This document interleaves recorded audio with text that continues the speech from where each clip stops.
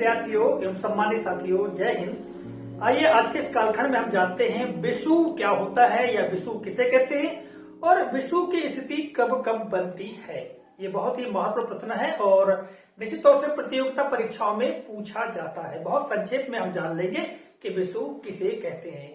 आप जानते हैं कि पृथ्वी सूर्य के चारों ओर दीर्घवृत्ताकार पथ में चक्कर लगाती है, जिसकी वजह से ऋतु परिवर्तन होते हैं और अपने अक्ष पर जब घूर्णन करती है उससे दिन और रात होते हैं। आइए हम विषु की स्थिति को चित्र के माध्यम से समझते हैं। जैसा कि आप यहाँ पर देख पा रहे हैं, चित्र हमने बनाया हुआ है, बीच में सूर्य, ठीक है। इसके आसपास जो सूर्य के आसपास पृथ्वी दीर्घवृत्ताकार पथ में चक्कर लगाती, तो हमने पथ बना दिया है। पृथ्वी की 4 स्थितियां दर्शाई गई हैं।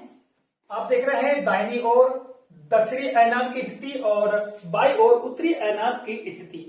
दक्षिणी अयनांत कब होता है? जब सूर्य की किरणें दक्षिणी गोलार्ध में अर्थात उत्तरी ध्रुव की ओर ज्यादा पड़ती हैं, अर्थात उत्तरी ध्रुव पर 6 महीने का दिन होता है, तब दक्षिणी अयनांत की स्थिति होती है।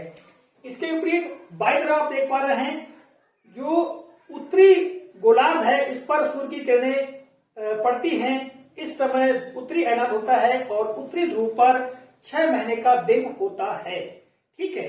यहाँ पर आप 2 स्थितियां देखेंगे ऊपर की ओर। तो यहाँ पर आप देखिएगा तो सूर्य की जो किरणें हैं भूमध्य रेखा, जैसे कि हम विषुवत रेखा कहते हैं, विषुवत रेखा पर सीधी अथवा लंबवत पड़ती हैं, जिससे कि पृथ्वी के घूर्णन करने से दिन और रात बराबर होते हैं, कम ज्यादा नहीं होते। जबकि अन्य स्थितियों में देखें तो कहीं दिन बड़े तो रातें छोटी होती हैं, ठीक है। जैसे कि हम यहाँ पर देखेंगे, मान लो उत्तरी अयनांत की स्थिति में, तो यहाँ पर दिन बड़े, उत्तरी गोलार्ध में दिन बड़े और रातें कैसी होगी? छोटी होगी। और इसके विपरीत हम यहाँ देखेंगे दक्षिणी अयनांत की स्थिति में, तो उत्तरी गोलार्ध में रातें बड़ी, दिन छोटे होंगे। किंतु ये जो स्थिति है, ये स्थिति में जब भूमध्य रेखा पर सूर्य की किरणें लंबवत सीधी पड़ती हैं तो दिन और रात बराबर होते हैं। और यह स्थिति आती है 21 मार्च को। आप देखेंगे जो हमने दर्शाया है ये 21 मार्च की स्थिति है और 21 मार्च को आप देखेंगे तो बसंत ऋतु होती है।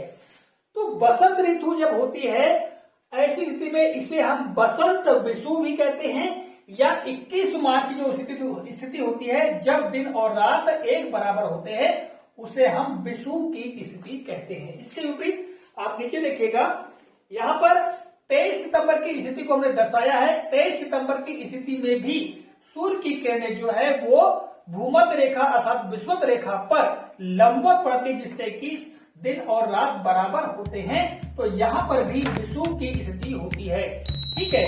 विषु का आशय है कि विषुवत रेखा पर जब सूर्य की किरणें लंबवत पड़े और दिन और रात बराबर हो, ऐसी स्थिति को विषु की स्थिति कहा जाता है। वर्ष में 2 बार विषु की स्थिति आती है, एक 21 मार्च को और दूसरी 23 सितंबर को, जब दिन और रात बराबर होते हैं। तो विद्यार्थियों, आप निश्चित तौर से समझ गए होंगे कि विषु किसे कहा जाता है। अगले कालखंड में किसी नए प्रकरण, नई जानकारी को लेकर पुनः आपके समक्ष उपस्थित होंगे। तब तक के लिए नमस्कार, जय हिंद, वंदे मातरम।